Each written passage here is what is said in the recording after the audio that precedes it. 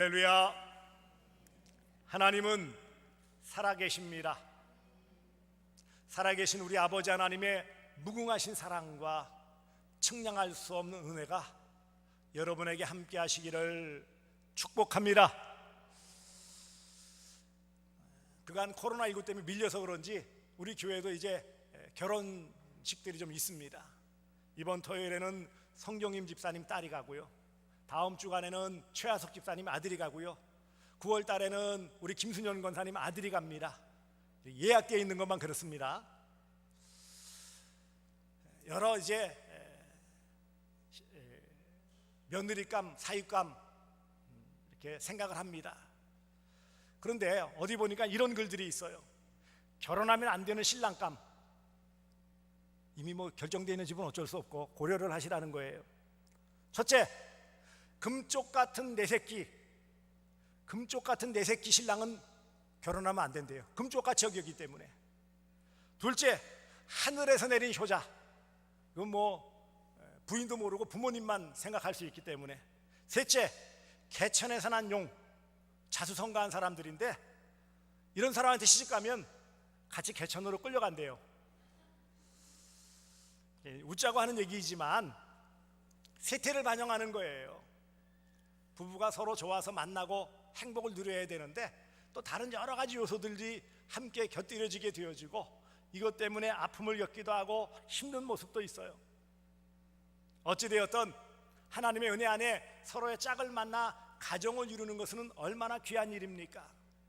그런 귀한 복들이 함께 하시기를 축복합니다.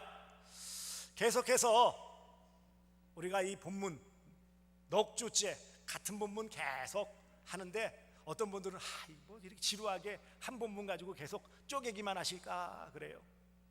근데 이 말씀은 우리의 신앙생활, 특별히 교회 생활하는 데 있어서 절대적인 말씀이기 때문에 이 말씀을 충분히 이해하고 믿지 않는다면 우리가 내가 속한 교회, 내가 신앙생활하는 데 있어서 많이 오해할 수도 있고 헷갈릴 수도 있기 때문에 이 교회, 하나님의 은혜로 예수님께서 세우신 이 교회, 이것을 반드시 바르게 정확하게 확실히 알아야 되기 때문에 이 말씀을 계속 전하는 것입니다. 오늘 본문 말씀, 우리가 그간 교회는 예수 공동체라고 그랬어요. 그래서 하나님의 아들, 그 다음에 그리스도 하나님의 아들 되신 예수 공동체라고 했고, 그 다음에 교회는 그런 예수를 믿는 믿음 공동체, 신앙 공동체라고 그랬어요. 그래서 이런 예수 하나님의 아들을 믿어 구원받아 함께하는 이 교회는 행복 공동체라고 그랬어요. 다요나 시몬아 내가 복이 있다. 이런 믿음으로 함께한 교회, 성도는 복된 행복한 성도요, 교회는 행복한 공동체라고 말씀드렸어요. 오늘 본문은 저는 18절을 중심으로 함께 말씀을 나누기를 소망합니다. 18절을 우리가 다 같이 좀 함께 읽어야 되겠습니다. 18절, 마태복음 16장 18절을 함께 읽습니다. 시작. 또 내가 네게 이르노니 너는 베드로라. 내가 이 반석 위에 내 교회를 세우리니 음부의 권세가 이기지 못하리라. 아멘. 이 반석 위에 내 교회를 세운다, 예수님이 하신 말씀이에요. 예수님께서 베드로를 향하여 또 함께 있었던 다른 제자들을 향하여 이 반석 위에 내 교회를 세우신다, 곧 예수님의 교회를 세우신다라고 말씀하셨어요. 여러분, 반석은 바위를 말하는 게, 큰 바위를 반석이라고 해요. 반석 그러면 어떤 느낌이 듭니까? 든든한 느낌이 들죠? 단단한 바위이기 때문에 든든한 느낌이 들어요. 얼마 전에 홍수 때문에 산사태가 나고 그런 것은요, 약한 집안 때문에 흔들리고 꺼지고 산사태가 나고 어려움을 겪었어요. 하지만 든든한 집안이 있었던, 혹은 단단한 나무가 잘 심겨져 있었던, 혹은 바위와 같은 그런 튼튼한 곳에 지었던 집들은 물론 물은 좀 지나갔을 수 있지만 잠기고 떠내려가지는 않았단 말이죠. 그러니 반석 위에 예수님이 교회를 세우셨다라는 것은 든든하다라는 것을 상징하는 거지 않겠습니까? 그런데 안타깝게도 하나님의 은혜로 예수 그리스도께서 세우신 이 교회가 많이 흔들리고 있어요.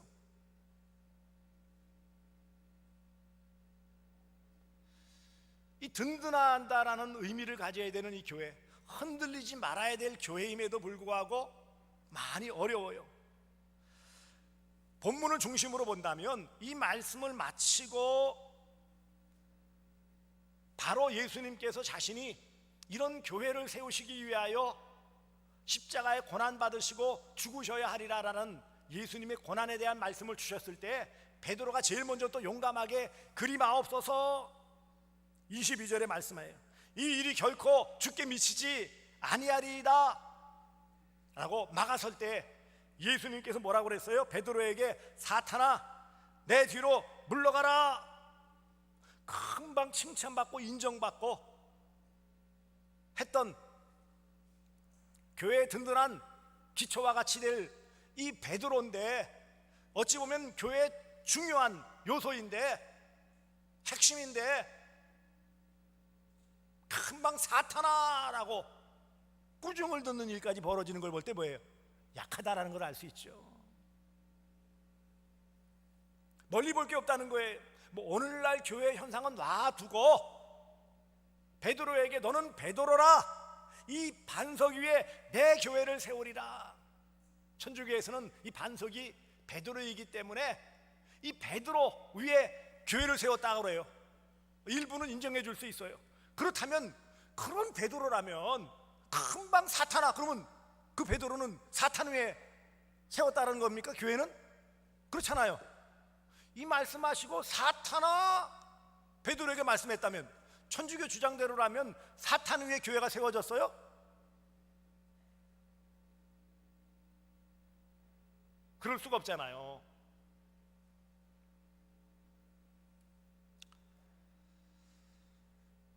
교회가 여러 초대교회 시대에 또 중세, 근대, 오늘날에까지 이르면서 교회가 계속해서 양쪽으로는 늘어났어요.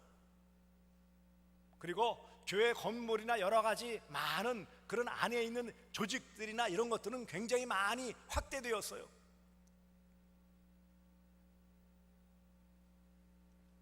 그러나 여전히 이 땅 위의 교회는 반석 위에 세운 교회라고 할 수 없을 만큼 많이 흔들리고 있습니다.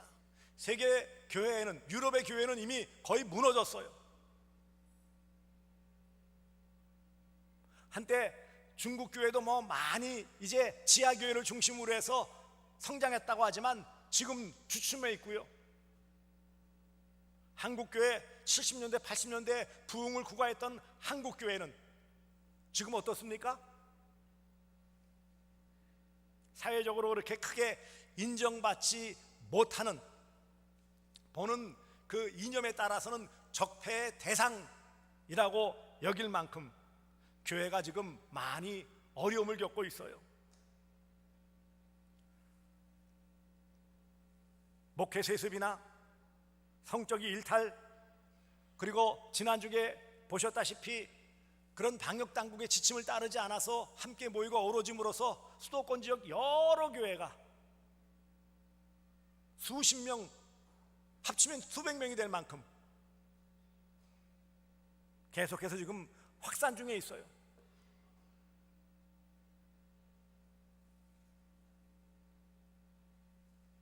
어떻게 이렇게 되었을까요? 반석에 세운 교회라고 하셨는데 왜 시대마다, 물론 교회 부흥기가 있었어요. 어느 지역에 따라서는 부흥하는 교회가 있었지만 모든 시대를 두고 큰 틀에서 보면 교회가 많이 흔들렸고 위태로웠고 위험했고, 교회가 세상을 향하여 든든함을 주지 못한 이런 안타까운 모습들이 있었고, 그 교회에 함께한 일원인 우리 성도 개개인이 교회에 속하여 든든함, 안정감을 누리지 못하는 이런 안타까움이 오늘 우리들에게 있다라는 것입니다.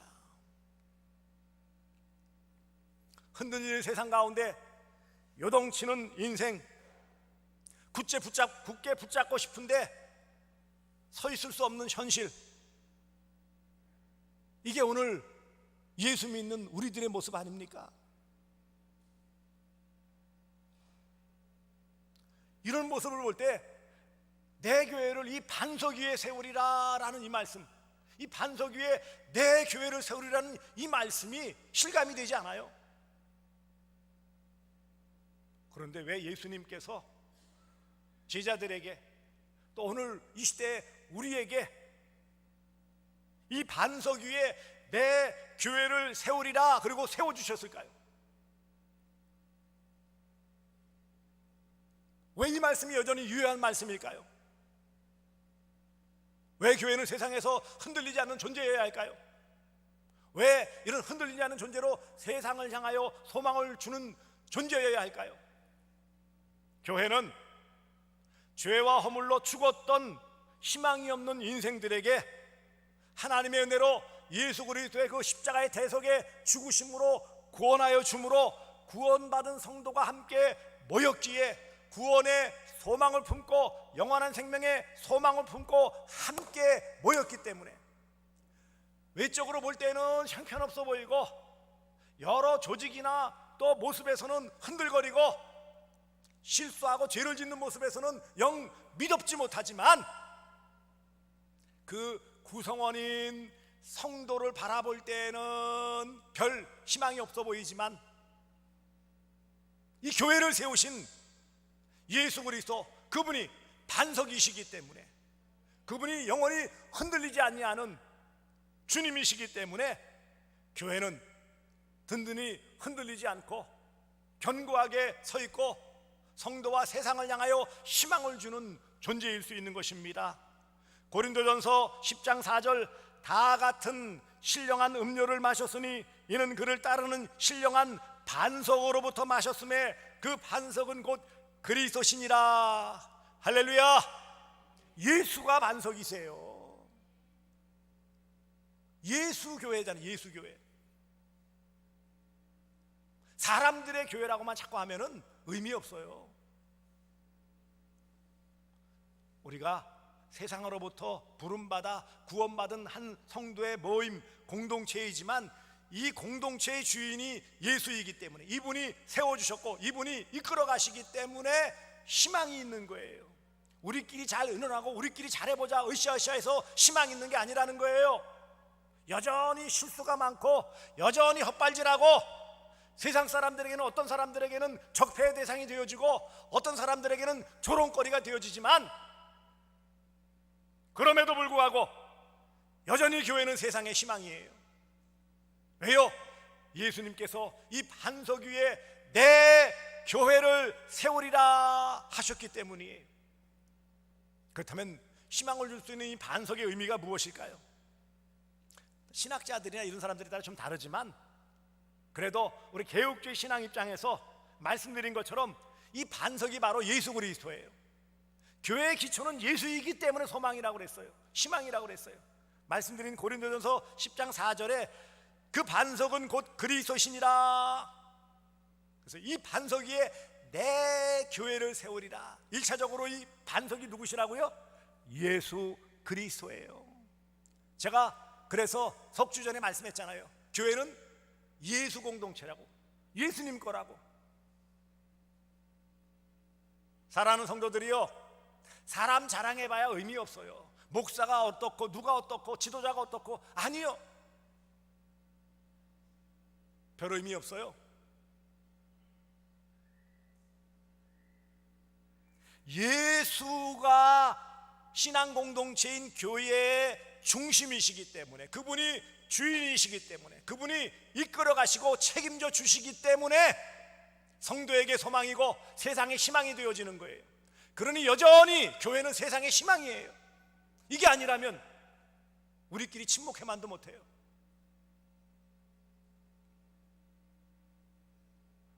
이 반석은 바로 예수가 그리스도 하나님의 아들이심을 믿는 신앙 고백이에요. 교회가 신앙 공동체라는 의미는 이거예요. 우리는 세상의 어떤 이념, 철학, 좋은 생각 가지고 모인 사람들이 아니에요. 거기에 매력을 느껴가지고 모인 사람들이 아니에요.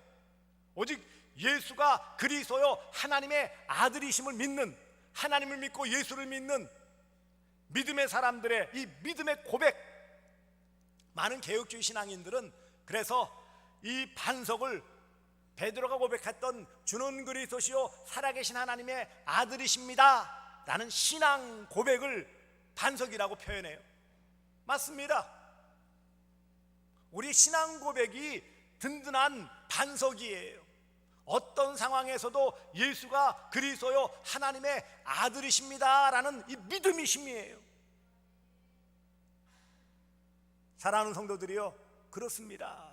우리가 여러 모습에서 세상 사람들에게 별 자랑거리가 없어요. 뭐 재산을 자랑하겠어요? 인물을 자랑하겠어요?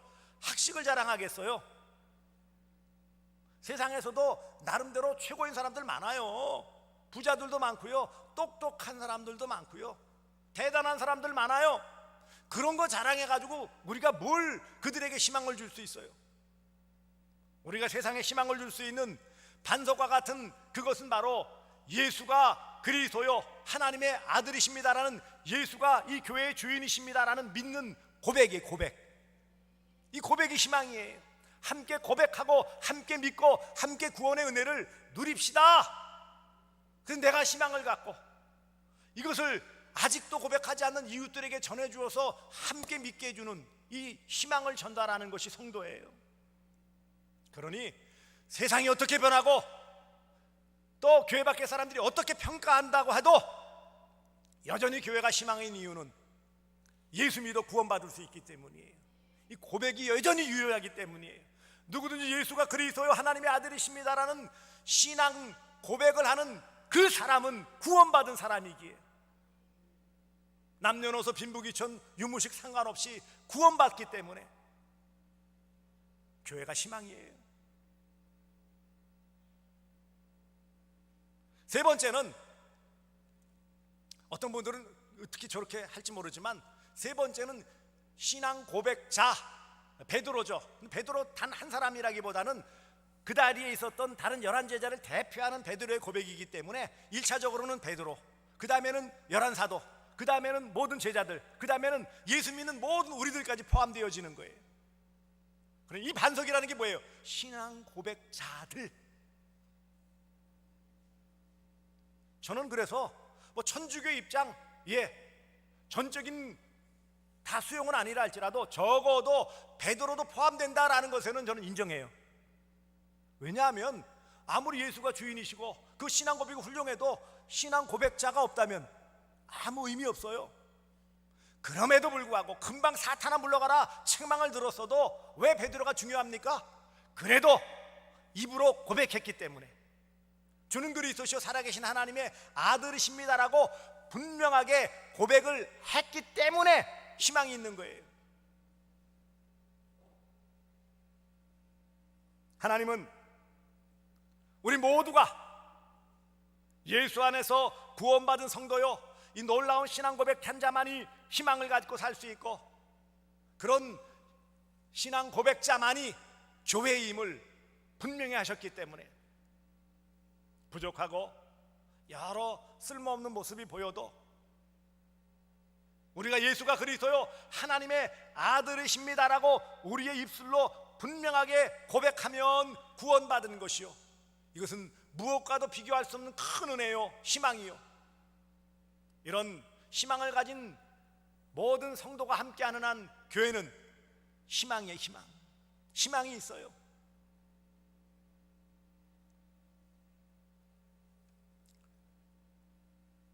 성부 하나님은 그 뜻 가운데 약속하신 대로 예수 그리스도를 통하여 구원하심으로 교회를 세워주셨어요. 오순절 성령 강림하신 이 삼위 성령님께서는 이런 놀라운 구원 진리를 알게 하시고 믿게 하셨어요.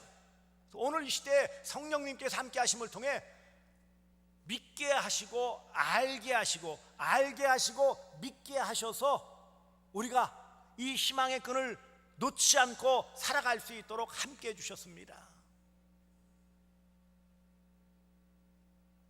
그러니 저는 이렇게 주장을 합니다. 개인적인 주장이 아니라 말씀에 근거해서 감히 말씀합니다. 성도인 내가, 성도인 우리가 교회일 때 희망이 있습니다. 할렐루야. 내가 신앙 고백하여서 내가 하나님 의지하고 내가 이 교회 일원으로 함께할 때 희망이 있어요. 많은 이런 교회 개혁자들, 지도자들, 또 교회 염려하는 사람들이 글들을 보면은 어떻게 하면 교회를 개혁하고 이 교회가 세상에 희망을 줄까 많이 고민을 해요. 나름 아주 애를 쓰고 땀을 흘리고 진력을 쏟아서 많이 연구를 해요. 그런데 답은 간단하게 성경에 있지 않습니까? 이 반석 위에 내 교회를 세우리라. 예수교회는 세상의 희망이에요. 예수님이 계시기 때문에, 그 예수를 또 신앙하기 때문에, 고백하기 때문에, 그 신앙을 고백하는 그런 성도가 함께하기 때문에 교회는 세상의 희망입니다. 이런 든든한 반석 위에 예수님이 세우셨기 때문에 베드로의 개인의 것도 아니고요, 목사 누구의 것도 아니고 교회당을 세운 어떤 유력자의 것도 아니에요. 하나님은 이 땅에 교회를 세우시고 세상의 희망이 되게 하셨어요. 교회는 희망입니다. 교회는 세상의 희망입니다. 세상 사람들이 더 이상 교회에 희망을 두지 않는 그 자체가 불행이에요. 교회는 예수 공동체예요. 그래서 희망이에요. 예수가 주인이시기 때문에 희망이 있는 거예요. 사람이 주인이라면 소망 없어요. 예수는 이런 놀라운 믿음을 우리에게 주셔서 교회가 믿음 공동체이기 때문에 희망이 있어요. 세상은 불신으로 깊어져 가고 서로 편을 가르고 벽을 세우지만 그래도 교회는 여전히 믿음으로 하나 되기를 꿈꾸기 때문에 희망이 있어요. 교회는 행복 공동체이기 때문에 희망이 있어요. 세상을 향하여 내가 누리는 행복을 나눠줄 수 있기 때문에 희망에 대해서 또 전파할 수 있고 행복을 전할 수 있기 때문에 교회는 희망입니다. 구원받은 성도의 모임이기에 희망이에요. 하나님은 세상의 희망이 되는 이 교회를 이 땅에 세워주셨어요. 예수님은 구원의 은혜로 교회를 내 교회라 반석 위에 세웠다. 내 위에, 이 신앙 위에, 이 신앙 고백자들 위에 세우셨다라는 거예요. 교회의 역사라는 뭐예요? 이 성도들의 역사예요. 그 성도들의 순교와 그 흘린 눈물과 땀, 피, 그 위에 교회가 계속 세워지고 있어요. 그렇지 않습니까? 지금도 이름 없이 빛도 없이 그 오지에 가서 오직 예수 전하기 위해서 자신의 생명을 드리는 사람들이 있어요. 선배이고 인도네시아 발리에서 선교하시는 분이신데 모친이 소천하셨는데 한 달 지났는데도 못 오다가 엊그저께 겨우 이제 한국행 비행기를 타게 되었다라고 글을 페이스북에 올려가지고 알려주셨어요. 얼마나 비통한 일이에요. 부모님이 돌아가셨는데 올 수가 없어요. 그럼에도 불구하고 그곳에서 희망을 주고 그곳 아이들을 잘 키워서 그 예수가 희망이고 교회가 희망이라는 것을 보여주는 그 삶 때문에 다 포기하고 있어요.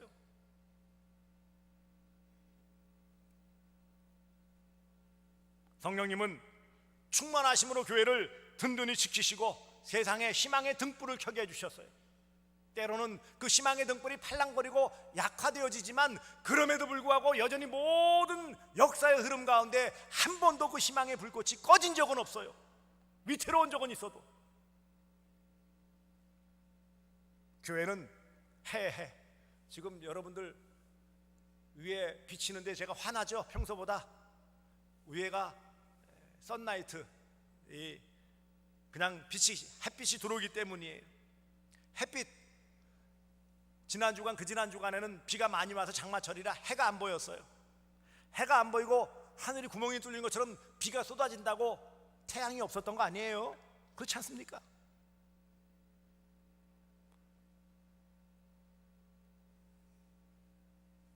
이 태양 해가 있다라는 것은 뭐예요? 따뜻함이에요.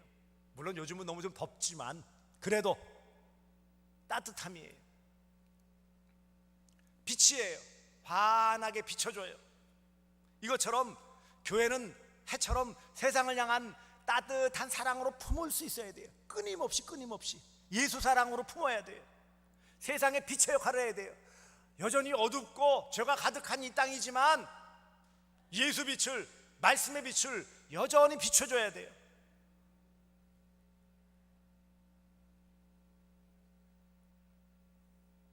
안 보이고 없는 것처럼 보여도 여전히 그 태양이 있는 것처럼 교회는 때때로 캄캄해 보이기도 하고 때때로는 너무 어려워서 얼어붙어 보이기도 하고 방향 감각을 잃지만, 그러나 교회를, 우리가 신앙 공동체 교회를 멀리하면 얼어 죽어요.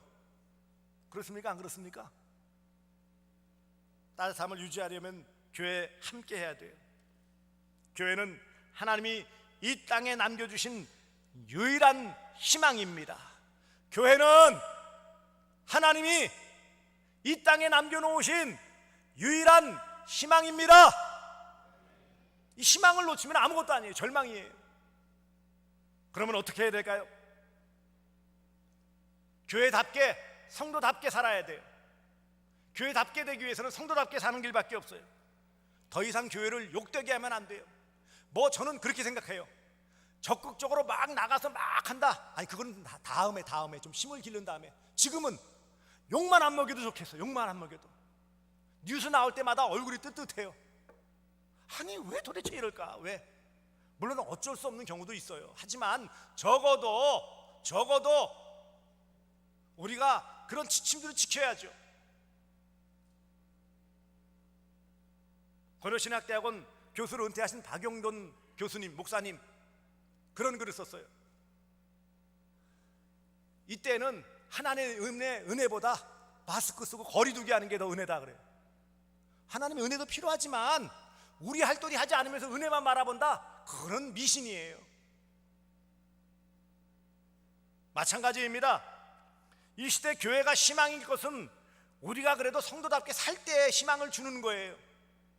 우리는 개떡같이 살면서 희망을 가져라. 그러면 어떻게 하는지 아십니까? 너나 잘 믿어라. 그러지 않겠어요? 지금 사실 그런 말 무수하게 듣고 있어요. 그 정도 제가 입 밖에 내기가 참 민망한 갖가지 욕들이 난무하고 있어요. 개독교, 이건 요즘은 아예 그냥 욕도 아니에요. 욕도 아니야.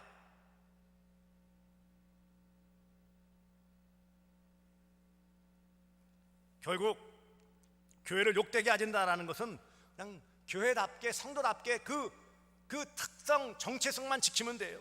적극적으로 세상을 바꾸기 위해서 막 하라. 아니요, 지금은 그럴 만한 상황도 아니에요. 두 번째는 어떻게 해야 된다고요? 불평하지 마세요. 내가 속한 이 교회가 행복 공동체고 희망이라는 것을 잘 느끼세요. 불평하기 시작하면요, 끝도 없이 불평만 나와요.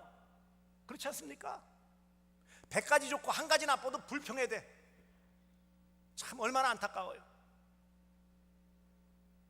남미 어느 산골 마을에 가면은 온천 마을이라 따뜻한 물이 늘 나와가지고 아낙네들이 그냥 가가지고 그 뜨거운 물에 담가놓고 수다 떨다가 대충 흔들고 오면은, 그러면은 빨래가 잘 된대요. 그래가지고 여행하는 사람이, 야, 대단히 참 좋다, 어떻게 이런 마을이 있나 그랬더니 그 아낙네 왈, 에휴, 그러면 뭐해요? 비누가 없는데. 비누까지 함께 나오면 얼마나 좋아. 불평하더라는 거예요. 우리가 그런 모습 아닐까요? 있는 것만으로 넘치게 흡족한데 우리는 혹시 조금 어떤 부족한 것 때문에 불평하고 있지 않습니까? 만족하며 감사하시기 바랍니다. 우리가 교회인데 교회인 스스로 우리가 만족하고 감사하지 못한다면 어떻게 세상에 희망을 줄 수 있겠느냐고요.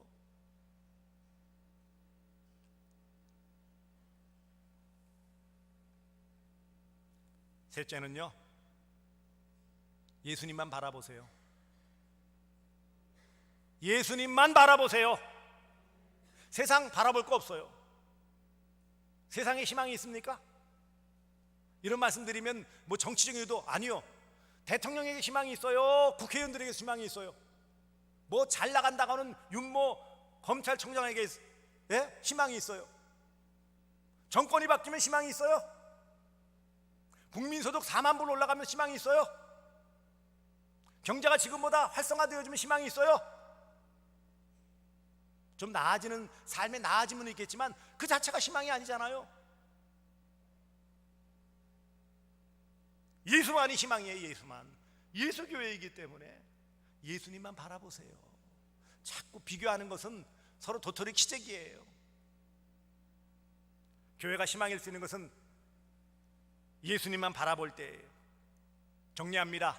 교회는 세상의 희망입니다. 교회는 하나님이 이 땅에 남겨두신 유일한 희망이에요.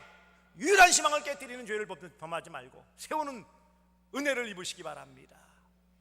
이런 교회가 세상의 희망이고 그 희망에 내가 비춰줄 수 있음에 감사하며 희망의 등불을 늘 켜놓으시는 그런 주의 백성들 되어주시기를 주 예수 그리스도의 이름으로 축복합니다. 기도하겠습니다. 사랑의 주님 고맙습니다. 교회가 세상의 희망임을 깨달았습니다. 든든한 반석 위에 내 교회를 세우리라고 세상의 희망이라고 분명히 예수님 말씀하셨는데 흔들리고 또 불행하다라고 절망하는 어리석음을 다 버리고 하나님께서 이 땅에 남겨두신 유일한 희망이 교회임을 깨닫고 성도답게 살아며 또 예수님만 바라보며 살아갈 수 있도록 은혜 베풀어 주시옵소서. 예수님의 이름으로 기도드리옵나이다. 아멘. 다 함께 자리에서